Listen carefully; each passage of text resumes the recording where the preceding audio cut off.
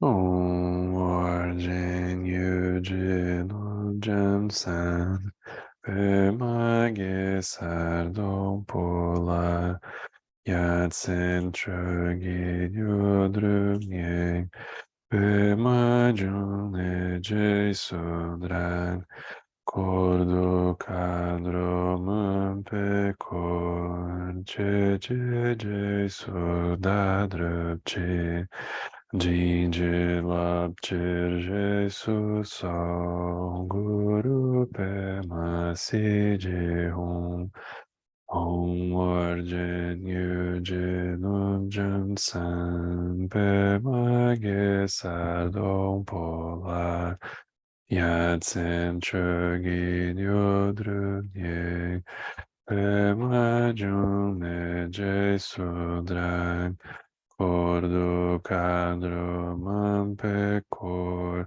Je Je Je Sudadru Chi Jinji Lapchir Jesus Sa Guru Pema Siji Hong Hong Warjen Yujin Ujjan San Pema Gesar Dong Pola Yatsen Chogi Nyodrum Nye Pema Jum Neje Sudrang Kordo Kadro Mampe Kor Che Che Je Sudadrup Chi Jinji Lapchir Jesus Sa Guru Pema Siji Hong Hong Warjen Yujin Ujjan San Pema Gesar Dong Pola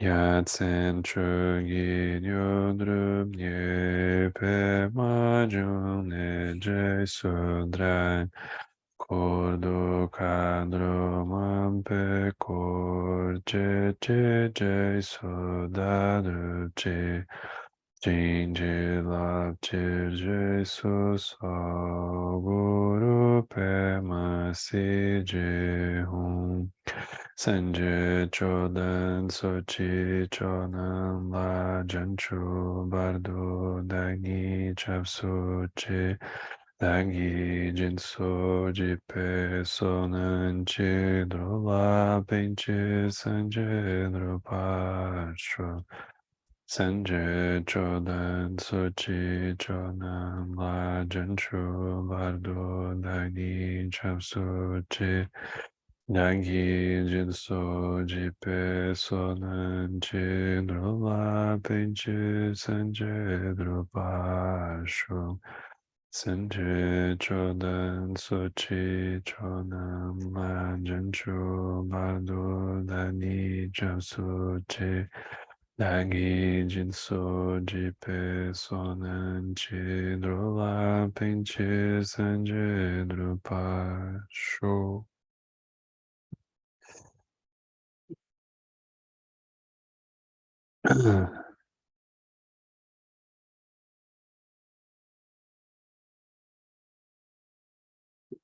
Então, a gente está na parte final do livro, né? E ele segue um método muito interessante que ele fica procurando diferentes imagens para poder falar daquilo que as palavras não dão conta quando se trata do caminho espiritual. Então ele vai abordar, é como se ele estivesse aqui abordando o que tem de profundo dentro das coisas, dentro do próprio, da visão espiritual que a gente possa se aproximar. Isso é a terceira parte toda desse texto, é exclusivamente sobre isso. E aí as perguntas é como se elas surgissem sempre trazendo uma visão mais comum, assim, que a gente reconhece, né, dos impulsos e da visão, que a gente abre os olhos e enxerga simplesmente. E aqui ele vai então fazer esse exercício de aprofundar, assim, cada coisa que a gente possa bater o olho, a gente pode aprofundar e ver um aspecto absoluto ali dentro, né? Então ele vai usar diferentes imagens para fazer isso acontecer. E hoje ele vai, entre outras, usar uma imagem muito interessante, que ele usa essa imagem da mente e da natureza. A gente, quando pensa em natureza, a gente já pensa em floresta, né? Começa a pensar em conservação, a gente pensa em bichinhos, a gente tem uma imagem dentro do que é que seja a natureza, né? Tipo, talvez tenha uma expectativa dessas, né? Mas não é esse o sentido que ele trata, né? Ele vai usar outras imagens para essa expressão. Eu não sei como que isso é nas línguas originais, assim, né? Por exemplo, para nós, natureza, ela tanto tem uma concepção filosófica daquilo que aparentemente é dado, né? É da natureza daquela pessoa ser teimosa. Então, a pessoa, ela tem a natureza teimosa. A gente diz natureza é como se fosse uma propriedade da pessoa, e que não tem muito o que fazer, porque é da natureza dela, é isso, aceita, né? E pronto. A natureza tem um caráter desses, é como se fosse uma coisa meio que imutável, não tem muito o que fazer, é da natureza e pronto. Agora, o resto, que não é da natureza, aparentemente a gente pode fazer outras coisas. Na, na nossa cultura, a antropologia, especialmente a antropologia clássica, toda ela é baseada nesse dualismo, né? Natureza e cultura. Essa é a grande pergunta, o que que é aparentemente dado, no sentido que é intrínseco, o que não é construído dentro das diferentes culturas humanas, né? Essa pergunta ela vai ser a base, assim, né? Natureza e cultura. Mas aí essas expressões elas começam a ficar um pouco borradas, porque a gente vai vendo que aquilo que era da natureza, a própria imagem da natureza, ela é uma imagem muito particular, porque numa outra cultura, natureza é uma outra coisa, né? Então, se a gente fosse para as sociedades indígenas perguntar para eles o que que é a natureza, eles têm uma outra ideia do que é aquilo. É um conceito nosso. A gente é que está importando aquilo, né? Então, natureza fica estranho, o que a cultura também vai ficando estranho, porque daqui a pouco a gente vai vendo que dentro da natureza tem culturas. Então, dentro da floresta tem culturas, as árvores vão tendo culturas, os bichos têm culturas entre eles. É muito interessante isso. Então começa a ficar um pouco borrado, né? Esses bordos. Mas aqui ele vai estar usando uma visão como se fosse mais filosófica, que é muito interessante da gente pensar o que que é dado, o que que é construído. A gente, quando olha uns aos outros, a gente sempre tem uma sensação que tem algo que é imutável. Se a pessoa nasceu daquele jeito e o pai já era assim, a avó já era assim, e não tem muito o que fazer. A pessoa tem aquele signo, nasceu naquela cidade, naquele estado, naquele país, ela é assim há tantos anos, é da natureza dela. Então a gente tem um condicionamento de olhar assim. Do mesmo jeito a gente tem um condicionamento de olhar coisas que talvez não sejam assim. Aqui, a conversa que ele oferece, é a gente pensar um pouco isso que como se tivesse implícito na forma da gente olhar. Aqui, então, ele vai tratar isso na questão da própria mente. Como que essa conversa ela poderia funcionar na questão da nossa mente, né? Então, se chama mente e natureza. Então, a pergunta é assim: os antigos mestres diziam que Bodhidharma veio do Oeste. Então, isso aqui é um koan do Zen, né? Eles estavam na China, a Índia fica a oeste da China, então o Bodhidharma, que foi quem trouxe o Dharma, ele veio do oeste. Então, isso é um koan, indicar diretamente a mente humana, sem a necessidade de palavras e letras, para que as pessoas pudessem ver a sua verdadeira natureza e atingir o estado búdico. Então, isso é uma imagem antiga do budismo Zen, né? O Bodhidharma veio do oeste. Isso simboliza a apresentação direta da mente humana sem a necessidade de palavras e letras e as pessoas pudessem ver a sua verdadeira natureza, o que que não é construído dentro de cada um. E isso é atingir o estado búdico. Uma vez que todas as escolas Mahayana ensinam que a nossa própria mente ela é a mente búdica, por que que o Zen diz que ver a própria natureza e atingir o estado búdico ao invés de ver a mente e atingir o estado búdico? Então aqui é uma pergunta, assim parece meio estranha, mas a gente vai lendo, aquilo é muito interessante. Ele diz assim, em tempos antigos, imagina isso, em 1300, em tempos antigos, havia um monge que, perturbado por essa mesma questão, procurou Nanyang Huizong. Ele perguntou qual que seria a diferença entre a mente e a natureza. Eu acho essas descrições de cenários muito comoventes, porque a gente olha isso aqui e não entende direito o que eles querem dizer. Mas vocês pensem, tinha um praticante, um monge, que essa questão ela era tão intensa para ele, dominava a vida dele. É um tipo de loucura, né? E aí ele foi atrás de um mestre para resolver isso. Ele estava perturbado com essa questão.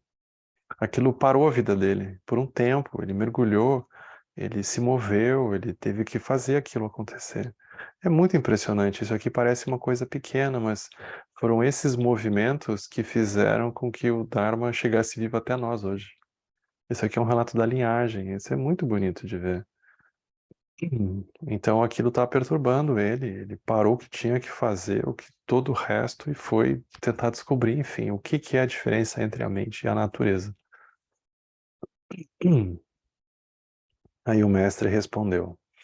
Nanian respondeu: Isso é similar como que a água se cristaliza em gelo quando está frio, e o gelo se derrete e se torna água quando está quente.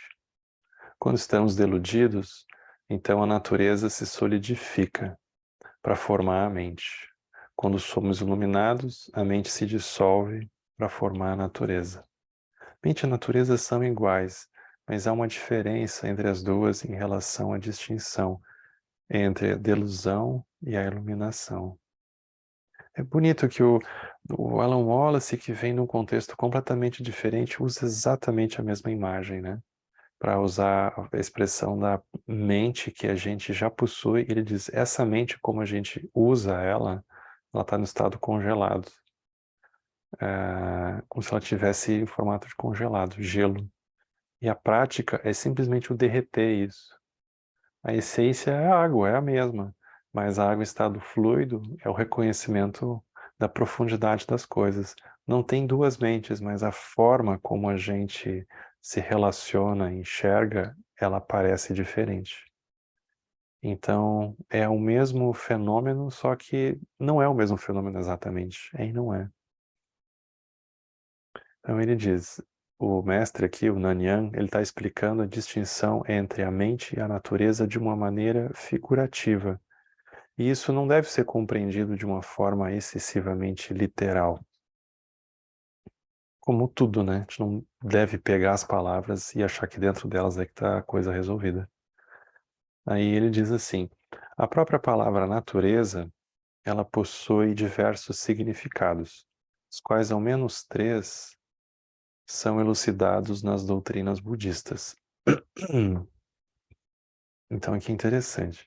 Primeira forma de explicar essa noção de natureza é como que aquilo que é imutável em algo, como quando se diz que as respectivas naturezas da pimenta e do alcaçuz são responsáveis pelo fato de que a pimenta nunca poderá ser doce e o alcaçuz nunca poderá ser apimentado, porque é da natureza da pimenta ser picante e do alcaçuz ser doce.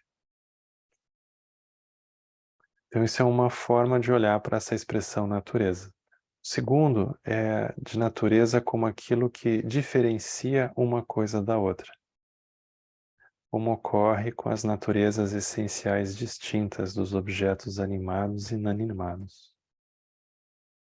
Então, o fato de algo ter uma característica, uma natureza de tal forma, não torna ela outra. O que é alto não tem como ser baixo, porque é da natureza daquilo ser alto. Então, é uma forma de natureza também, aqui em comparação. E o terceiro é a natureza como natureza dármica. Então, esse sentido de fonte original não dual, que é a natureza intrínseca de tudo que existe.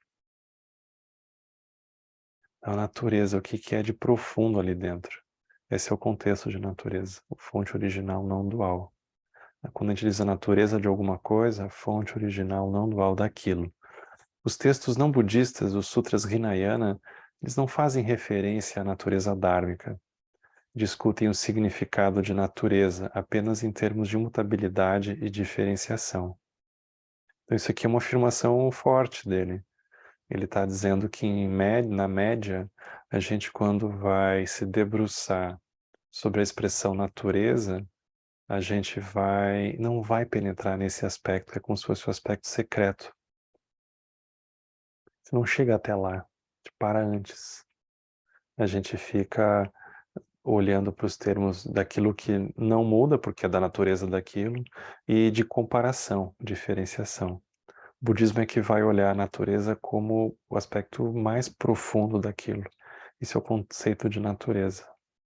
Na tradição Mahayana, as diversas escolas possuem ensinamentos diferentes sobre a importância da natureza dármica.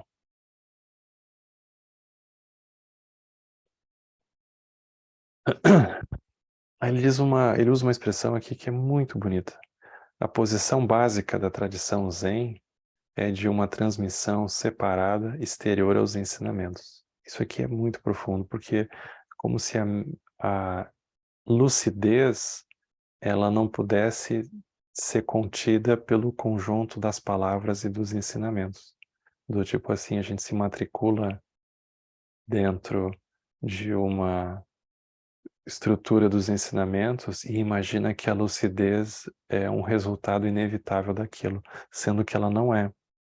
Porque a gente pode ouvir todas as palavras, pegar todos os textos, mas a lucidez pode não vir junto, porque ela não está contida ali dentro. O aspecto secreto não está ali como um produto.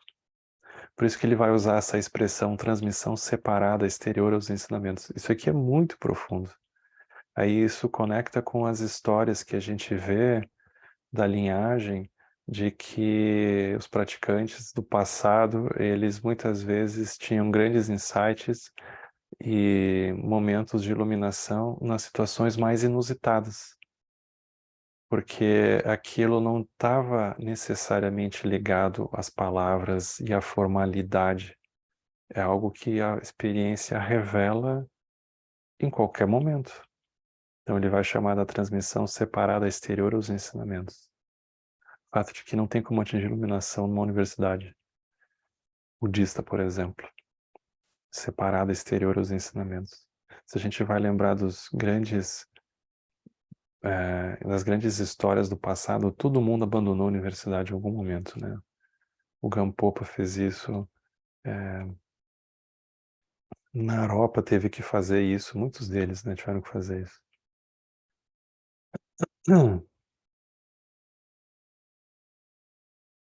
Embora o Zen fale sobre nós vermos a nossa própria natureza, você deve saber que essa natureza ela não significa natureza dármica, de que as escolas doutrinárias falam, e menos ainda a natureza mencionada nos textos não budistas. Aquilo que é fundamental para todo ser humano não pode ser rotulado, nem como a mente, nem como natureza. A despeito disso, é por meio das palavras mente e natureza que as pessoas tomam consciência do fundamental.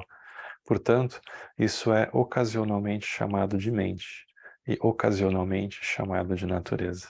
Então aqui é um cuidado bonito que ele tem, né? Cuidado muito delicado, porque se ele define que algo é, enfim, a mente e a natureza, ele perde o aspecto não dual. Então o aspecto não dual é o ponto. Então a gente não tem como afirmar nada ad infinitum, a gente não consegue. Então ele diz assim, considerar que apontar diretamente para a mente humana para ver a verdadeira natureza e atingir o estado búdico se refere a uma mente deludida de uma pessoa comum, que é como criar uma segunda lua. Deve ser devidamente informado às pessoas que a palavra natureza, ao invés de mente, é utilizada para ver a verdadeira natureza. falar em ver a verdadeira natureza não significa vê-la com os olhos e também não significa compreendê-la com o intelecto. De forma similar, atingir o estado búdico não implica que você vai se tornar um novo Buda. Como se a gente agora, enfim, virou um Buda, né?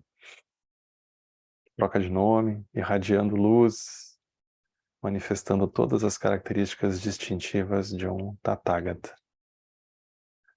É mais similar a um homem embriagado voltando a si quando o efeito do álcool finalmente passa. Essa conversa complicada toda é para explicar isso aqui, que é uma das imagens mais fiéis do efeito do Dharma como um todo, da prática. É como se o samsara fosse ver as coisas de forma embriagada. É o que a gente faz o tempo inteiro. Que é embriagado? Porque a gente, quando está bêbado, a nossa mente não para. A gente vai para cá, vai para lá, a gente oscila, né? E a gente se confunde. Pensa, opa, onde é que era mesmo o banheiro? Onde é que era aquela porta? E a gente troca. A gente não consegue olhar para as coisas com profundidade. A gente escorrega. A gente é um pouco afobado também. Isso é a nossa vida. A gente acha que está sério, assim, que está consciente. Nós estamos no controle da situação. Nós estamos bêbados. Aí aqui a prática é como se a gente fosse voltando a si. Vai passando o efeito daquela cachaça, pensando, nossa, olha só minha mente como é que estava. A gente vai desacoplando daquela loucura toda. A gente vai vendo a natureza daquilo que estava acontecendo com a gente de maneira mais lúcida, né? Quando a delusão cotidiana subitamente desaparece e aí nós percebemos diretamente a natureza original, isso se chama ver a natureza verdadeira e atingir o estado búdico. É passar a borracheira. O mestre Zen da Rui disse: quando os mestres sem olhos da escola Zen ensinam as pessoas, eles fazem uma distorção disso, apontando para a mente humana e falando de natureza, e fazendo disso uma representação do atingimento do estado búdico. Atualmente, há muitos professores que simplesmente ensinam às pessoas os princípios da mente e natureza, e que acreditam que fazê-lo representa apontar diretamente para a mente humana. Também há muitos alunos que acreditam que compreender esses princípios constitui o atingimento do Dharma, como se fosse suficiente. Ele diz assim, isso deveria ser chamado de explicar a natureza, mas não de ver a natureza. A gente entendeu a natureza, mas a gente não necessariamente viu, né? Para isso tem que praticar.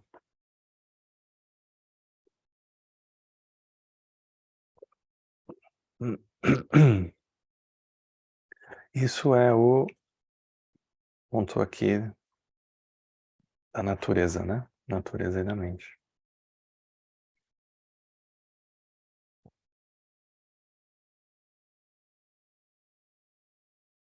Tá tudo bem aí?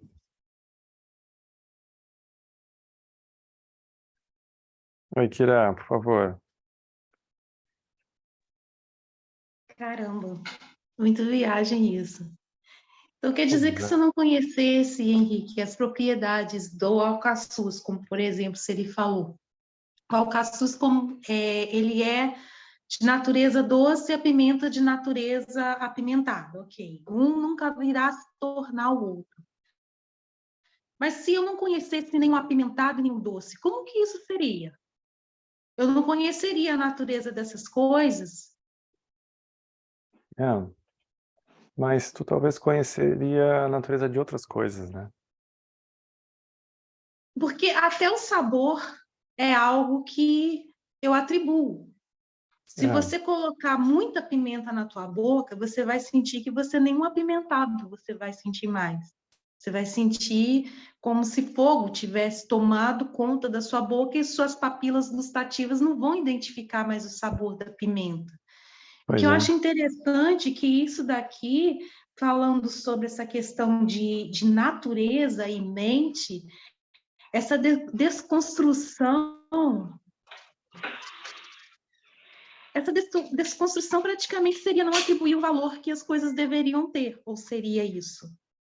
Ou não? É isso. É que o deveria ter também é um pouco estranho, tu vai ver. Porque elas não deveriam ter alguma coisa no fundo, né? Elas são elas mesmas. Aí o deveriam já é uma fabricação da nossa parte, né? Para ter uma sensação de controle, de previsibilidade, e assim por diante. Mas é uma alucinação nossa, porque a pessoa do nosso lado não está vendo aquilo, nem querendo ver aquilo, talvez. Não está nem um pouco preocupada. Então é interessante isso. Muito profundo o texto, tá? É bem bacana mesmo. Gente, obrigada aí por me adicionar de estudo, Henrique. Imagina, que bom que você Agora vai ficar chegou. mais interessante aí, hein? Que bom que você chegou, obrigado. O meu carro praticamente está dirigindo sozinho já, aí eu fico lendo lá no celular e o carro vai. Certo. Oi, Rosa.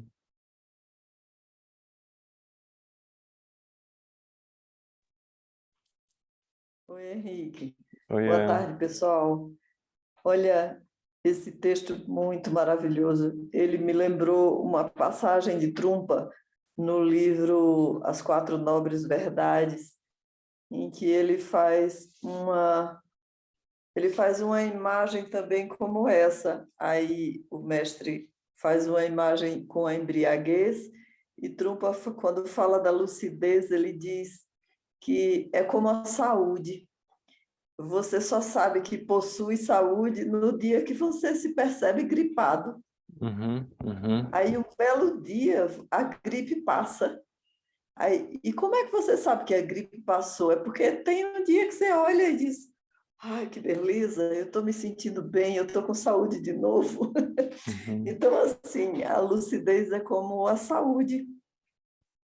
Ela está aí e a gente não está dando bola nenhuma para ela, em questão de ficar olhando para ela e reconhecendo. É isso, não é, que ele trata, então, É isso, também, é isso. que Mas é beleza. como se a própria sensação, percepção de saúde, ela fosse se aprofundando para nós, em Sim, dimensões mais sutis, né?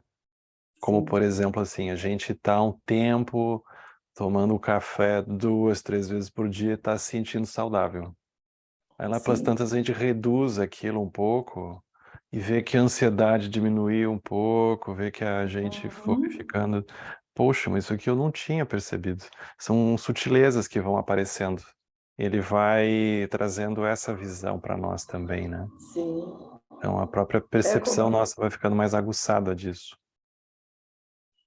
é como o Lama fala que a iluminação existe, mas ela se aprofunda sempre, ela aumenta sempre, É isso, é isso. É. né? Tá bom. Obrigada, Henrique. A gente vai seguir mais um pouquinho, porque aqui ele vai agora seguir agora conversando, é sempre dentro de uma sensação de dualidade, né? O que que é a delusão, o que que é a verdade. Essas passagens, como essa que a gente vai olhar aqui, elas, para fazerem realmente sentido para nós, elas precisariam estar sendo, elas deveriam estar presentes dentro da nossa prática de alguma forma, nem que seja na forma de perguntas que a gente se faça quando a gente se deparar com obstáculos, quando a gente se deparar com regiões nossas que a gente se percebe fixado.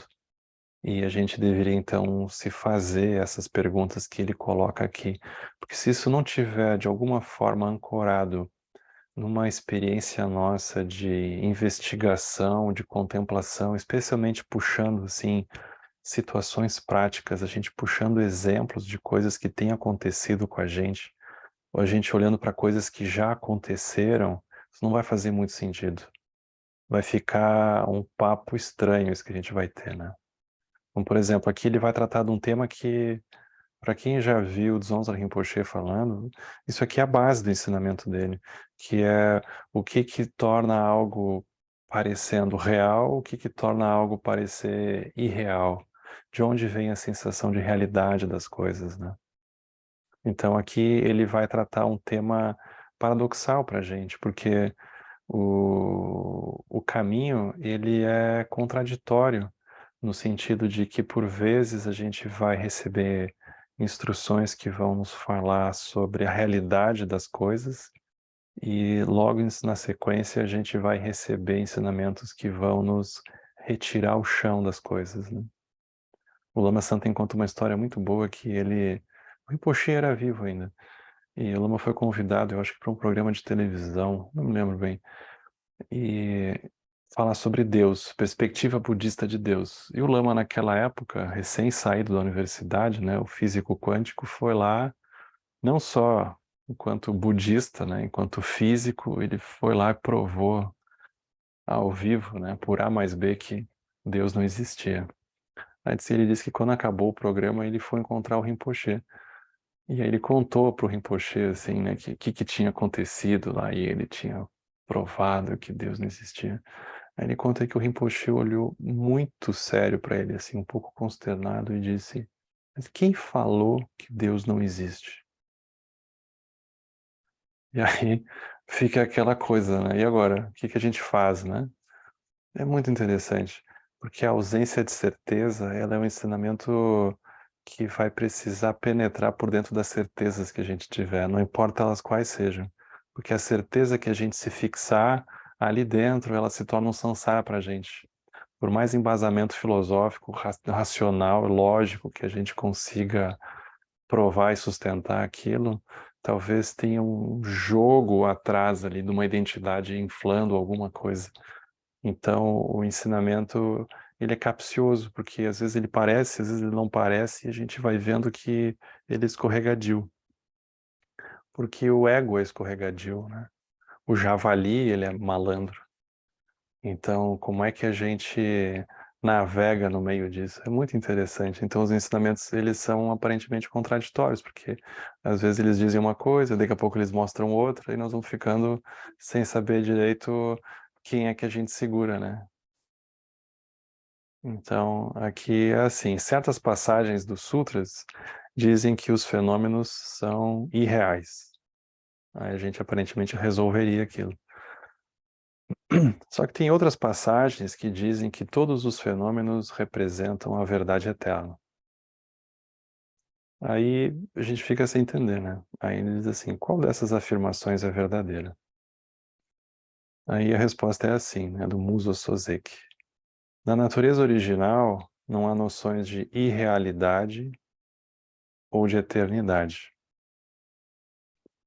Simplesmente ocorre que, de seus respectivos pontos de vista, as pessoas comuns falem das coisas como sendo irreais, enquanto os sábios as veem como eternas.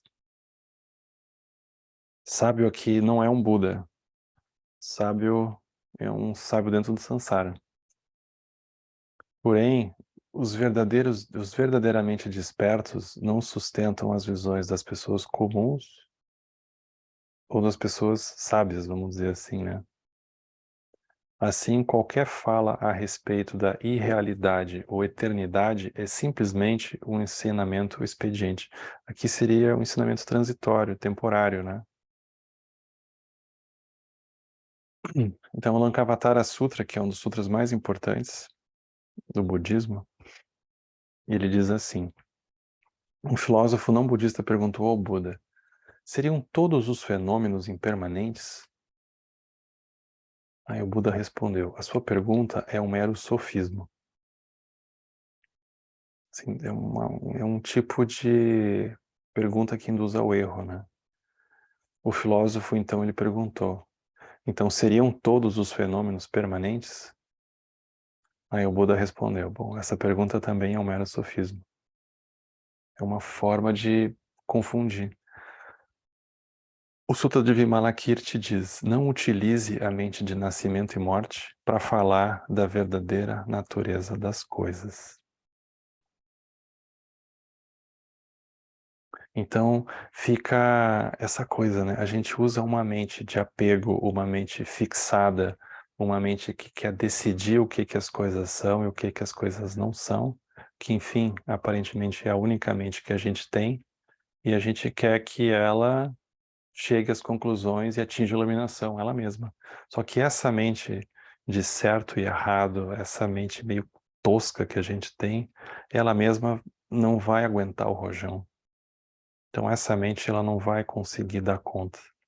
Por isso que esses tipos de perguntas elas são interessantes para nós, porque a gente vai recuando para uma mente mais flexível, uma mente mais aberta, que ela não quer ter tanta certeza das coisas, ela não quer afirmar, ela não quer negar, ela não quer decidir com tanta seriedade as coisas.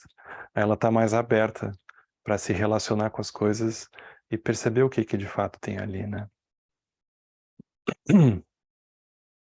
Então ele diz assim, é um sofismo quando alguém cujas visões não se distinguem daquelas das pessoas deludidas fala sobre o significado da realidade última.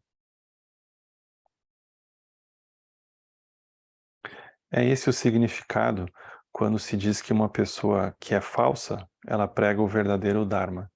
E o verdadeiro Dharma se torna o falso Dharma.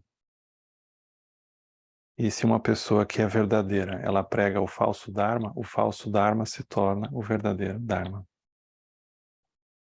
O Chilen Norbo, ele tinha uma frase do Lankavatara Sutra também que ele utilizava, né? Ele dizia, as coisas não são o que parecem, mas também não são qualquer outra coisa. Então ele nos deixava nesse grande espaço, assim, né? Olhando. A gente olha para qualquer coisa, bate o olho e pensa, não é exatamente o que está surgindo para mim. Mas então seria o quê? Seria o oposto disso? A gente não consegue afirmar. Esse lugar meio ensaboado, ele é um lugar mais próximo da gente poder se relacionar de uma forma mais aberta com as coisas. Então aqui ele está conversando sobre isso, né? O aprofundamento do Sutra do Coração, da contemplação da originação dependente, nos aproxima dessa conversa aqui, né? Tudo isso aqui tem por base esse ensinamento da vacuidade. É uma forma de conversar sobre isso, né?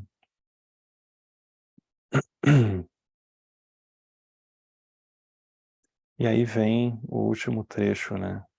Que ele é como se fossem visões que nos acompanham, assim, né? No Sansara. A gente tem pessoas comuns e tem pessoas sábias, né? Aqui que é a diferença. Qual que é a diferença entre as visões das pessoas comuns e das pessoas sábias? O que seria? É como a gente divide o mundo, né? A gente não só divide entre certo e errado, entre bom e mal, como a gente divide entre as pessoas comuns e as pessoas sábias. E aqui ele vai escapar disso. E de saída ele diz assim, olha, na escola Zen a gente não discute essas questões. Isso é perda de tempo. Uma vez que ela se concentra na realização direta da natureza original, eles não se preocupam em julgar alguém por ser sábio ou ser mundano, né? Isso aqui por si, a primeira frase aqui já é o ensinamento, né?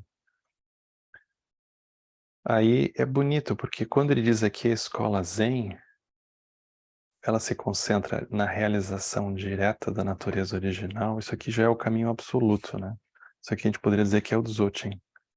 Aí é como se ele dissesse assim, bom, mas os ensinamentos budistas, porém, que o Zen inclui, o budismo tibetano inclui, ou seja, tudo aquilo que não necessariamente vai apontar a realização direta da natureza original, vai ter diversas explicações. Então, contém muitas explicações, como se a gente precisasse disso, né?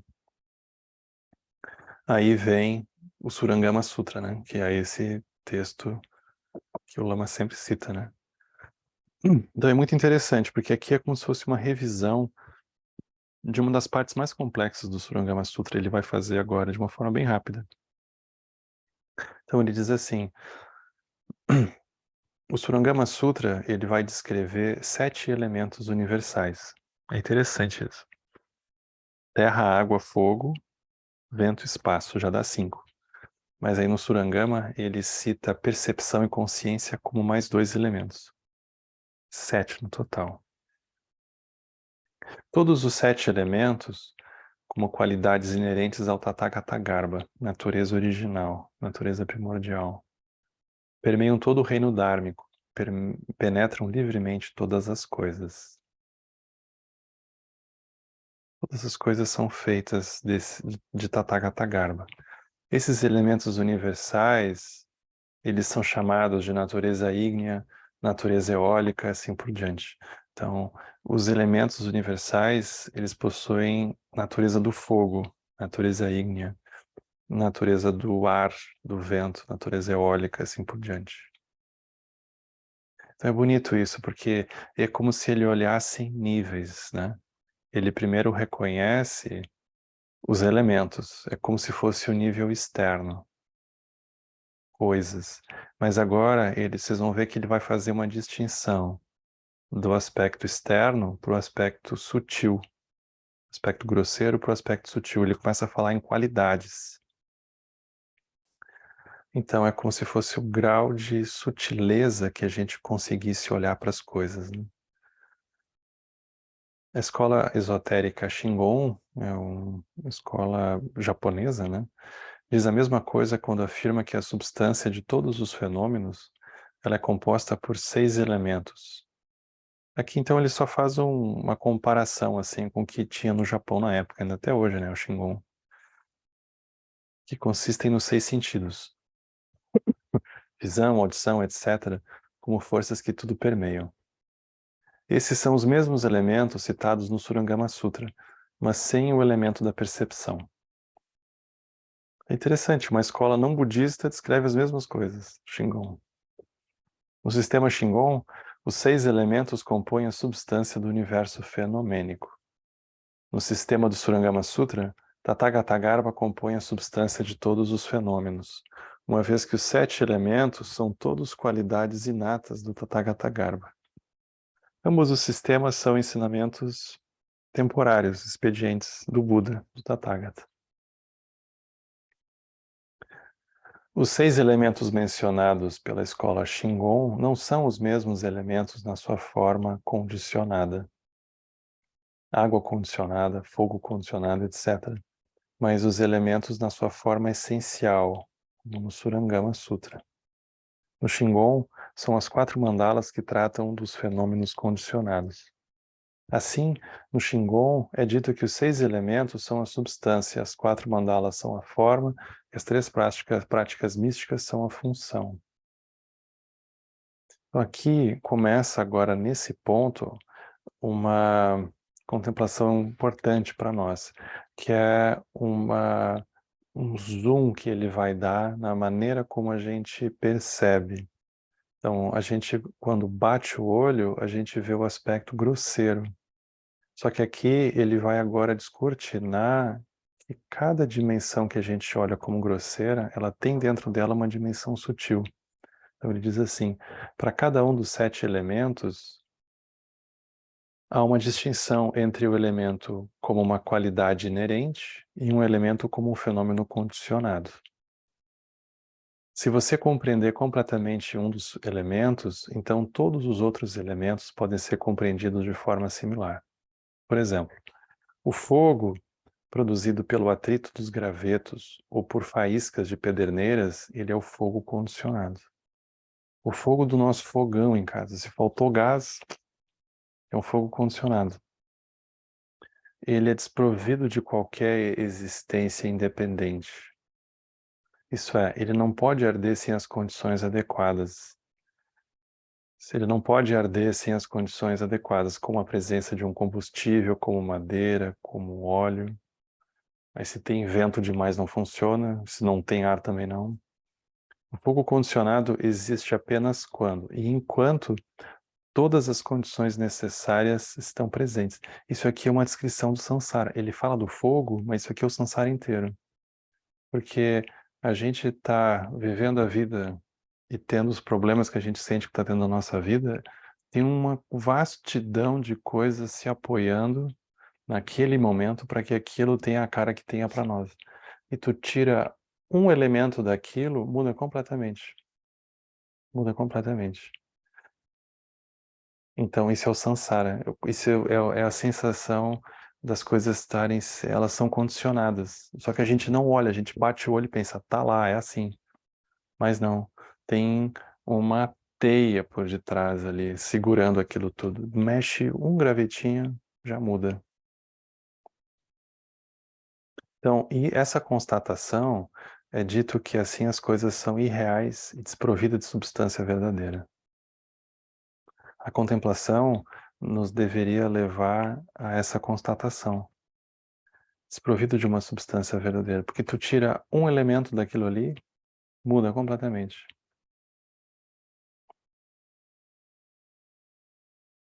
A gente olha para alguém e está com raiva da pessoa. Quando a gente está com raiva é porque alguém chegou perto de nós e nos disse uma certa informação. Aí vem alguém, desmente aquilo, a gente já não sabe o que faz com a raiva. Então precisa de um contexto específico para que aquilo se mostre, né? Bem específico. E tu muda uma peça de lugar, a gente já vê outras coisas. E a natureza do fogo, por outro lado, permeia todo o universo. Isso aqui é bonito, porque aqui ele está falando já de um aspecto muito sutil, muito profundo de tudo. Ela nunca queima e nunca se extingue. As pessoas comuns, elas veem apenas o fogo condicionado. Elas não sabem nada a respeito da natureza do fogo. Se você compreender verdadeiramente a natureza do fogo, você não terá necessidade de rejeitar o fogo condicionado, uma vez que o fogo condicionado é apenas uma função da natureza do fogo, que é muito mais profunda e muito mais ampla, né? Do que chama e calor na nossa frente, né? Aquilo é o fogo grosseiro. Isso aqui é bonito, porque essa qualidade de fogo, ela é uma qualidade da natureza da natureza de Buda. E ela não está se manifestando de forma grosseira, ela também não se extingue. Ela é incessantemente presente. Então ele fala do fogo, é uma forma de falar do fogo, ele está falando da natureza de Buda, através do fogo. É bonito porque ele vai olhando aparentemente para a natureza, para as coisas, e ele vai vendo a natureza de Buda dentro delas. Assim como ocorre com o elemento fogo, ocorre com os outros elementos.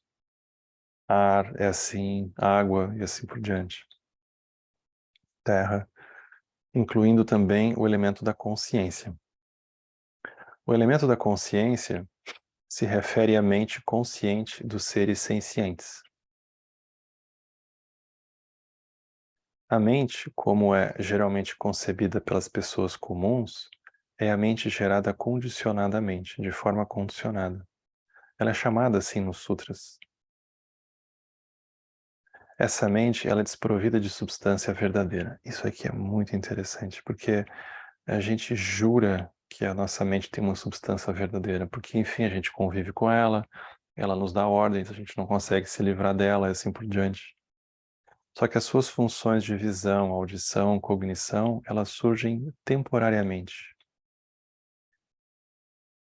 devido às condições associadas aos 6 objetos de sensação ou de percepção. Nisso, a nossa mente é igual ao fogo gerado condicionadamente, que arde temporariamente, quando as condições necessárias como combustível estão presentes. A nossa mente é igual. A nossa sensação de estar vivo, muito dela vem da gente estar se sentindo ocupado. Então, se a gente está se sentindo ocupado, a gente está se sentindo útil, e a gente está com bastante coisa para fazer, de preferência, ou tem algumas demandas, a gente tem uma sensação que está vivo. Aí é que tem uma mente que está ali acontecendo. Mas aí a gente vai minguando e vai perdendo a capacidade de fazer isso, aí é como se a morte tivesse assim, na nossa frente. É interessante porque a gente tem a mente condicionada, que não parece condicionada, mas ela precisa de um monte de coisa para se manter viva. E ela fica infinitamente buscando mais pretexto para se manter viva.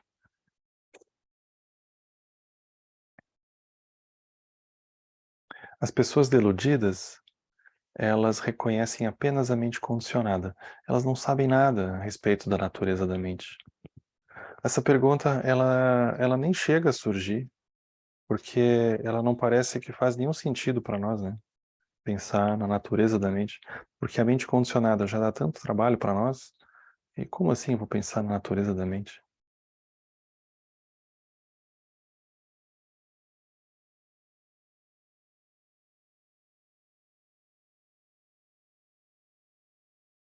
Então aqui ele está fazendo essa leitura, daí ele diz assim, quando os ensinamentos, os textos não budistas e os ensinamentos Hinayana, eles falam da mente, eles se referem invariavelmente à mente condicionada.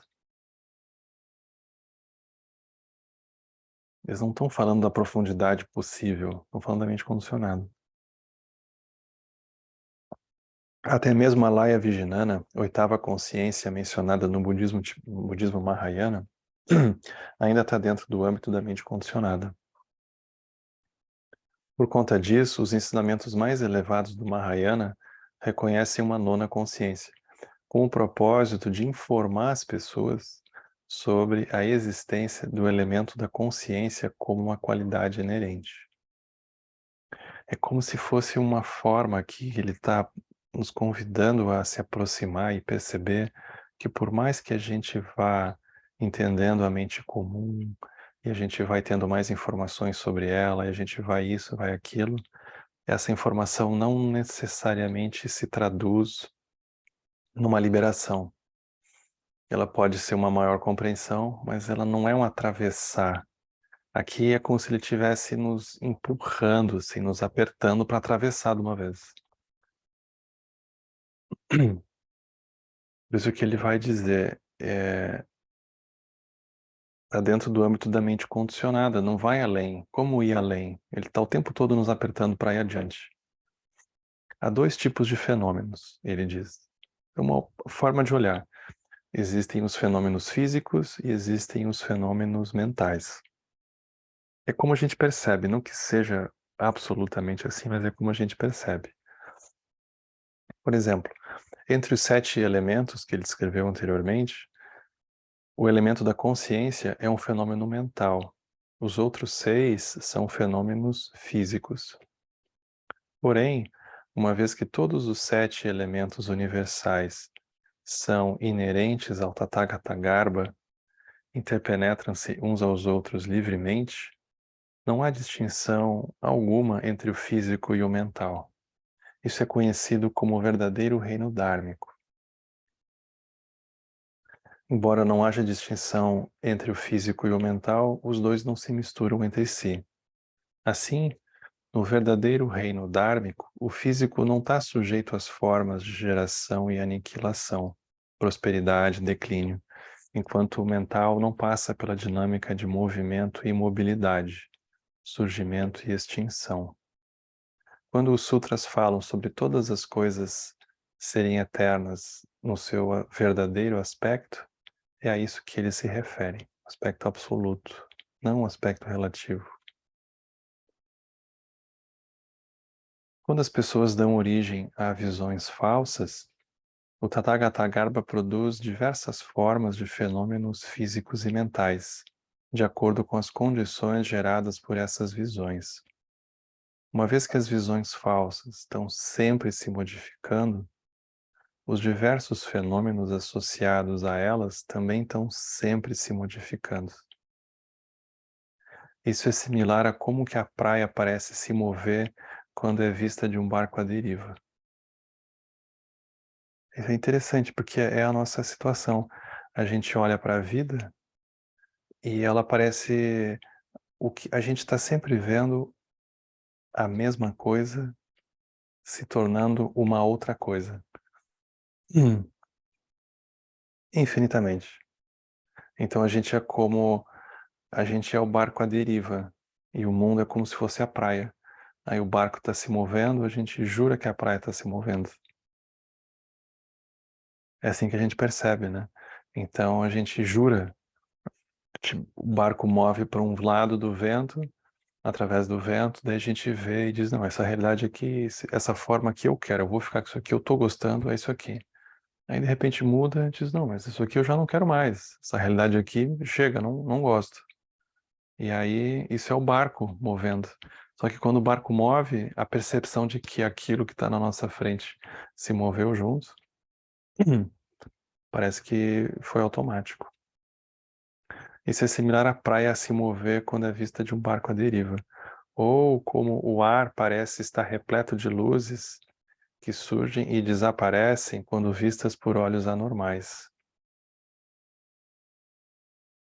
Por isso é dito que todos os fenômenos são irreais. No fundo, aquilo tudo que a gente enxergou nunca teve lá, né? Isso que ele está dizendo. Como é que a gente se dá conta disso? Assim, embora seja ocasionalmente ensinado que todos os fenômenos são irreais e ocasionalmente que todos os fenômenos são eternos, a essência dos próprios fenômenos é a mesma, a despeito das afirmações aparentemente contraditórias. Isso aqui é um grande ensinamento para nós, né? O budismo, ele é contraditório. O ensinamento é contraditório, porque a vida é contraditória. A realidade é contraditória. Isso é o exemplo que o Lama usa da farmácia, né? A gente entra na farmácia, o caminho é como chegar numa farmácia. Aí tem ensinamento que pede para a pressão subir, tem remédio que ajuda a pressão a baixar. E essa contradição, ela faz parte, porque dependendo do que a gente estiver vendo, a gente estiver vivendo, a gente precisa de um tipo de remédio. Só que aquele remédio, ele não vai nos ajudar o tempo todo. Depois a gente precisa de outro. Só que esse outro que a gente começar a tomar, ele também não é final, porque nenhum deles é final. Então, se a gente está preso à realidade das coisas, aí o ensinamento da vacuidade e realidade nos ajuda. Se a gente está preso na vacuidade e realidade, o ensinamento da existência das coisas nos ajuda a não ficar fixado. Como lidar com a contradição das coisas, né? É super importante. Aqueles que não compreendem o significado do que diz o Buda, ao ver a diferença entre os dois ensinamentos, aceitam um e rejeitam o outro. Isso não é nada além da lógica mundana. É como se uma pessoa com olhos anormais e uma pessoa com olhos normais estivessem olhando para a mesma área do céu. A primeira vê diversas luzes surgindo, desaparecendo, enquanto que a segunda vê apenas o céu e não tem necessidade alguma de divagar sobre as luzes. Tudo isso se aplica a outras afirmações aparentemente contraditórias, como as paixões deludidas são a iluminação, Sansara é Nirvana, e todas as coisas exatamente como são o misterioso. É também nesse sentido que ensinamentos como a forma é o caminho e os fenômenos são idênticos à verdade se dirigem. No entanto, seria um grande equívoco compreender que isso significa que as visões deludidas comuns, exatamente como são iguais à sabedoria de um Buda. Isso aqui é um erro fácil de cair, né? No caminho. Então aqui ele gera um alerta. Se isso fosse verdadeiro, então por que os Budas surgiriam nesse mundo? Então, ainda que isso possa ser assim, na forma absoluta, a gente não o vê, né? Tanto é que a gente não vê que a gente está aqui estudando essas coisas. Se a gente soubesse, a gente não estaria aqui.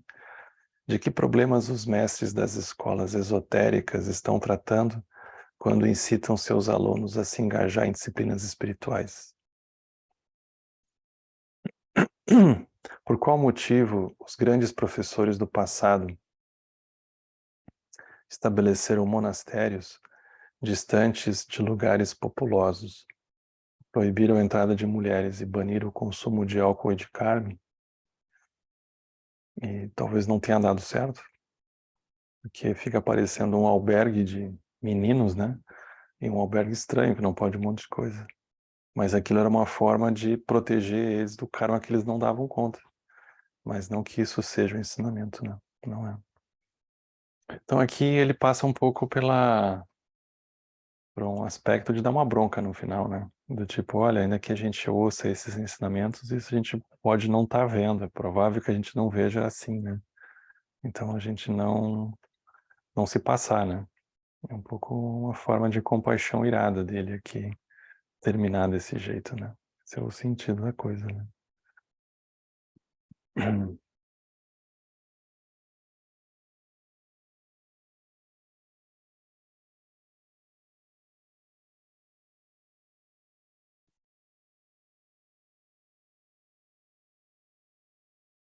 Então, não sei se vocês sobreviveram, mas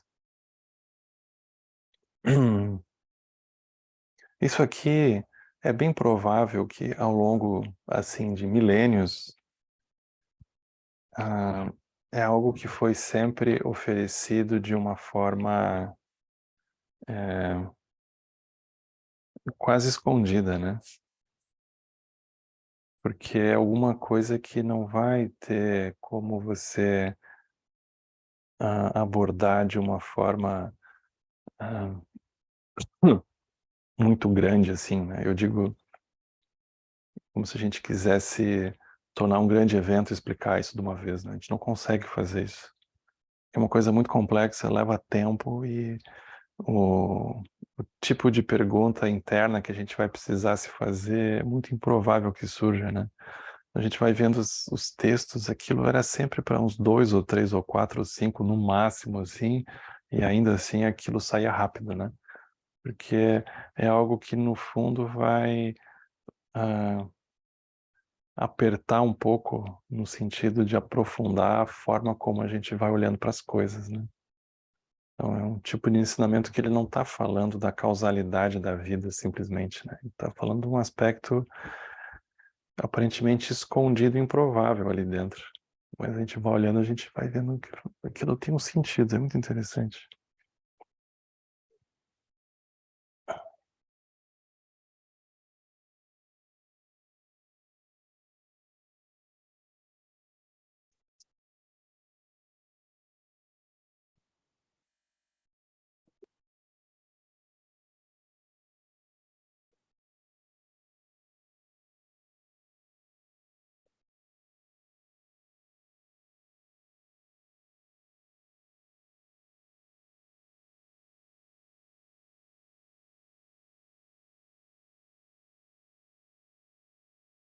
Eu acho que o silêncio é a melhor condição, assim, né, de ter passado por uma coisa dessas, né? Porque não tem muito o que dizer mesmo, né? Henrique, eu tô com a mente deludida. Ainda bem que esse grupo aqui não tem prova, porque se tivesse prova, eu ia pela ordem da vacuidade. Nada é nada, Não, resposta não é nada, deixa a prova em branco e só porque. Caramba, é muita coisa, muita informação, mas muito bacana. é muita informação, com certeza. Com certeza. Aqui é como se isso atuasse num pano de fundo para nós, né? Porque ali dentro não vai ter um roteiro de prática estabelecido para a gente. Ele não se propõe a fazer isso, né? Ele não está dizendo, olha, você então tem meia hora para praticar por dia, então você começa com shamatha e você purifica a sua mente. Ele não vai dizer essas coisas para nós, né? Então, esse tipo de material, como a gente está penetrando aqui, é como se ele funcionasse na paisagem da gente, né? Porque é como se ele aprofundasse a forma como a gente se relaciona com o Dharma como um todo, né? Com a mente, com a prática, como é que a gente lida com os ensinamentos, como é que a gente vê o que a gente está vendo. Então, essa parte meio estranha aqui é a parte interessante, que é, por exemplo, como é que a gente torna isso agora uma contemplação para a gente fazer? Essa pergunta ela é importante. Então aqui é como se tivessem frases que eventualmente vão nos capturar e aí a gente retorna para elas e fica pensando nelas. Esse é um exercício interessante, porque a gente ali dentro vai tendo uns insights, assim, sobre pedaços da nossa vida, né? Sobre questões que a gente fica se vendo, se debatendo. Isso é muito interessante. Então é como se fosse uma coisa mais fluida, né? Que é o próprio método que tradicionalmente sempre se usou no budismo, né? Quase me achando um avatar, em que em algum lugar tem a mente que controla esse avatar, e no dia que eu tiver que entregar esse corpo aqui, eu vou ter que desconectar tudo, perder minha identidade aqui, ó, arquivo nesse mundo aqui virtual, você foi Akira, mas você não é Akira. Você nunca foi aquela pessoa, foi um personagem que eu botei lá na Terra, que você encenou, e tipo assim, você pertence a uma coisa maior, você é parte de uma consciência maior. Por exemplo, você lá foi Akira, mas hoje eu vou te botar no papel de pulga do coelho, entendeu? Então, assim, quase pensando nessas teorias, como se o caminho do Sansara, na verdade, fosse um caminho da gente observar essa valorização de cada momento, e às vezes extremamente valorizados, e coisas que a gente não deveria valorizar, que a gente valoriza também, como, por exemplo, a nossa identidade, nosso ego, tudo aquilo que a gente carrega com a gente, nosso orgulho, que na verdade também não vale para nada, e que quando a gente tiver que partir, eu acho que nem quem iluminar vai saber que iluminou também, porque na verdade o que é iluminação dentro desse caminho todo? A não ser uma entrega total e completa daquilo que nós somos, para fora dessa identidade maior, e você se entregar. Eu penso que lá para cima deve ter um oceano bem grande, assim, de muitos seres, entendeu? E a gente só faz parte de um fiozinho, um avatarzinho que vem para cá e que aí vai tomando cada dia uma identidade. Eu sou isso, eu sou aquilo, eu sou poderoso, eu sou doutor, eu sou isso, blá, blá, blá. Você não é nada. Amanhã tu volta como um pulga de coelho. Se tu não aprender, você volta de novo e assim vai. É dar um roteiro e tanto essa viagem aí. Eu fui longe aqui. Eu fui longe.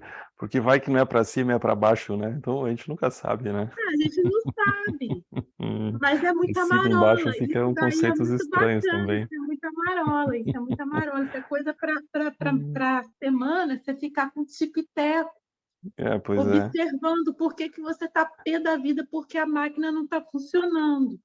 Porque se tu for um avatar, a máquina também é algum objeto de 3D lá que criaram, ela não existe. Então, por que você está pé da vida com a máquina?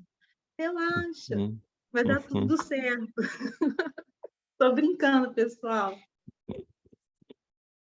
Ai, ai. Oi, Norine. Oi, Henrique, tudo bom? Tudo. O- Só para eu ficar aqui no chão um pouquinho, Hum. quando ele fala aqui na escola Shingon, os 6 elementos são substância, tá? As 4 mandalas, que são as formas, e as 3 práticas místicas são a função. Eu não me lembro, assim, acho até que você já passou pelo Shingon, mas eu não. Eu não me lembro também, porque nessa vida eu não passei pelo Shingon. Isso aqui ele está só usando. Ele está dentro de um contexto do Japão, né? Então ele está produzindo um comentário com base em alguma coisa que já tinha no Japão, que é a escola Shingon. E o budismo era mais recente, né? Uhum, Guardadas as proporções, com todos os cuidados, é como a gente precisa fazer com o budismo e o cristianismo aqui, né? Já tem o uhum. cristianismo como uma coisa estabelecida, e aí, com base nisso, a gente fica se perguntando, bom, mas e Deus existe ou não existe no budismo? A gente fica pegando as categorias que a gente já conhece para se relacionar com esse ser estranho que chegou. Era um pouco o que ele Uhum. estava vivendo na época, né? Como ele sendo o primeiro mestre japonês, tendo sido treinado por japoneses. Ele é a primeira geração de budistas japoneses que foi treinado no Japão, porque até o mestre dele, eles tinham que viajar para a China. Aquilo era o início do Uhum. budismo no Japão, como a gente conhece hoje, né? Mas me perguntar de Shingon, eu não sei. Eu iria Hum. pro Google. Ah, e também, na realidade, não precisa saber. É, Deixa lá, tá bom. aqui é mais um exercício que ele estava fazendo, né, de comparação, Uhum. assim. Mas eu mesmo nunca estudei essas coisas. Né? Deu curiosidade. Tá bom. Obrigada, Cris.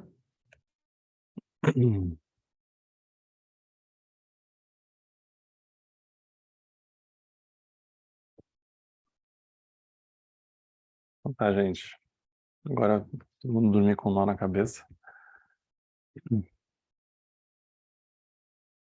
Mas estamos indo. Agora faltam, eu acho que mais uns 2, 3 meses no máximo a gente termina, né, essa parte. E aí vamos ver o que acontece. Mas ele ainda vai produzir efeitos interessantes, assim, de contemplação, né? Se a gente juntar, por exemplo, todos os comentários que ele faz ao Surangama e tomar aquilo parte do que o próprio Lama tem oferecido, dá um complemento bem legal, assim, né? Então é uma forma que nos ajuda a se preparar para entender melhor o Vajrayana, entender uma série de coisas, né? Uma coisa interessante. Pois é.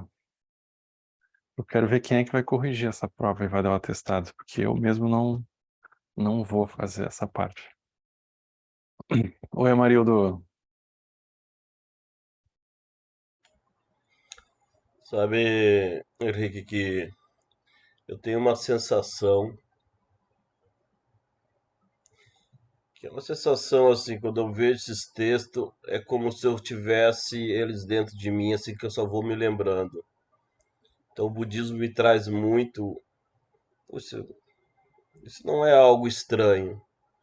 Só que da vida prática é estranho, porque a psicologia que a gente vive no Sansara é uma psicologia da coerência, né? Então a vida é aquilo que se procura coerência, só que a vida é um conjunto de incoerência. Então a gente procura olhar o contraditório e ter cobranças com nós por aquele fato ser contraditório. Então esse software do Sansara, nesse aspecto, é muito duro, assim, porque ao mesmo tempo que o texto eu vou sentindo ele, eu vou tendo uma sensação assim, pô, tô só me lembrando disso, mas também na vida prática fica uma vida do paradoxo para o paradoxo, sabe? A sequência de muitos paradoxos, né? Então, mas sempre tem uma outra linguagem também que ela tem uma sutileza, que não é tanto um paradoxo também, porque ela tem um outro elemento que ela tem uma sutileza. Então, esse texto deu um nó, dá um nó assim, sabe? É, Ir e voltar, mas eu acho que tem a ver muito com a formação da diferenças de escola da psicologia, né?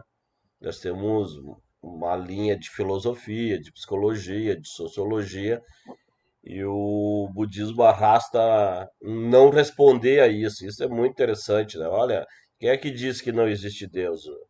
O Chagdu falou pro Lama, né? Então, me parece que a nossa ansiedade primeira é justificar que não existe Deus, um pouco semelhante ao ateísmo, né?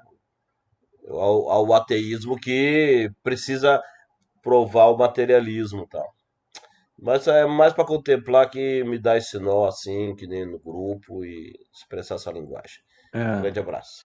Mas é muito interessante porque quando a gente olha para qualquer coisa, a gente é um alguém olhando.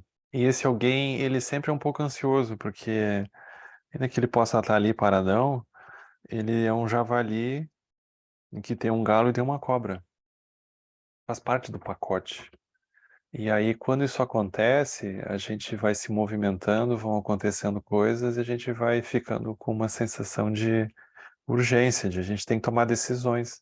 Se a gente for pegar esse texto em si, ele não vai nos ajudar em praticamente nada, porque ele não vai dizer faça isso, não faça aquilo, né? Aí ele é meio inútil no contexto da vida, porque para que serve, né? Mas é como se ele fosse se apresentando um amadurecimento de que fosse no sentido que vai surgindo um cansaço que ainda que a gente faça, então tá, então eu vou fazer a decisão para cá, é melhor, melhor. Ainda assim aquilo é um pouco insatisfatório. Aí a gente diz, não, então tá, para cá eu não faço, eu faço para lá. A gente faz, beleza, é um pouco insatisfatório também. Um pouco parece que resolve, um pouco não resolve.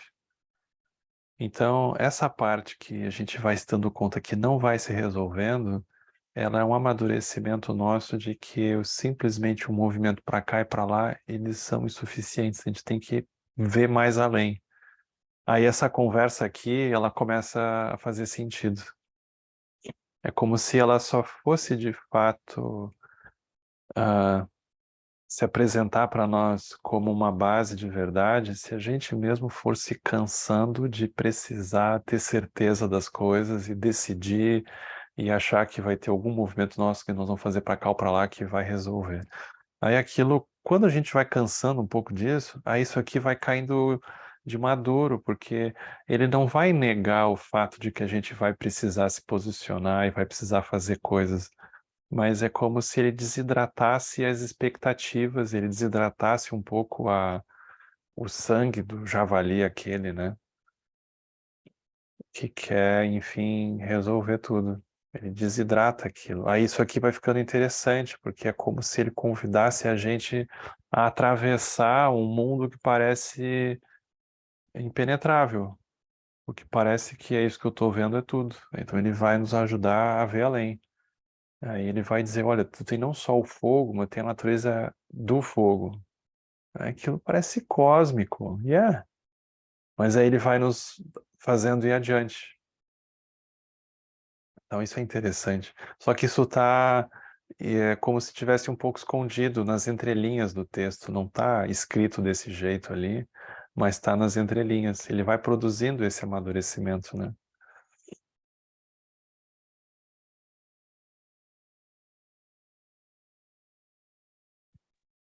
Oi, Nurini. Não, Henrique. É igual eu querer saber a explicação do Xingon. É a mesma coisa. Agora você está falando, é assim, é uma necessidade tão grande de, né, de ter uma explicação, de ter um porquê, que assim, só ficar parada, ler, olhar e tal, assim, não dá. Eu quero saber o que que é, como é que é, quais são as fases, assim, que não vai dar em nada. Exatamente isso. Agora a gente pode usar o chat GPT e botar lá, Escola Xingon. Ele vai nos oferecer uma explicação pronta do que é aquilo. Ele resolveu o nosso problema. Eu acho incrível, porque no futuro eu fico pensando, ninguém vai ler essas coisas, porque tem os que vão fazer as perguntas ali que ele vai responder e os outros que vão achar que vão ler, mas também não vão ler, porque já vai estar tudo pronto mesmo. Não sei onde é que vai dar isso. No fundo, ninguém vai ler mais nada no futuro. Não sei se vocês viram, mas já deu uma... Agora eu estava vendo uma decisão judicial que saiu num outro país da pessoa de retirada de direitos autorais. Porque como teve uma parte que foi feita através de inteligência artificial, eles disseram, não, não foi você. Então, esse buraco é fundo, isso vai render muito pano para manga ainda. Muito pano para manga. É muito interessante o jeito que as coisas estão indo muito rápido, né? Muito rápido. Muito maluco isso.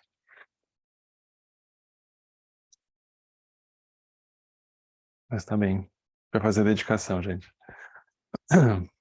Que os méritos deste encontro se expandam e toquem a todos. Que o Mestre Universal da Paz e da Compaixão, Sua Santidade Dalai Lama, juntamente com todos os mestres de todas as tradições que veiculam essa mensagem, tenham longa vida. Todos estejam a salvo de gerar pensamentos negativos, o obstáculo mais destrutivo. Que esses pensamentos nunca surjam em nossa mente e que todos os seres também estejam livres de pensamentos negativos. Em Lopchosun, Ring Loche Zan, em Sasun, Chapar, Peldro, Jochosun, Nan Wadan, Midraudo Sungede Sho.